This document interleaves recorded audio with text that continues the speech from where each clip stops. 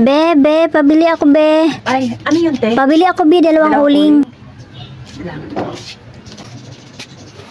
Ito, te, 20. Hindi ka lang kumuha na isang sako, te.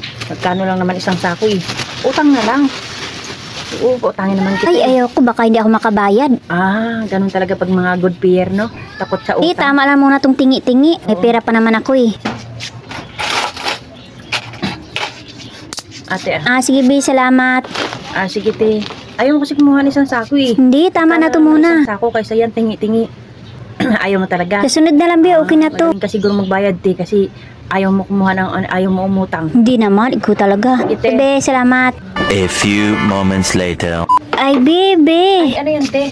Utangin mo muna ako ng 2-4. Dalawang kwarto? Oo, be, dumating kasi yung mga kaibigan ko, eh. Magtatagay daw kami, kaya pautangin mo muna ako 2. Ito. Lista mo muna, biha. Mamaya pag kulang ko, uli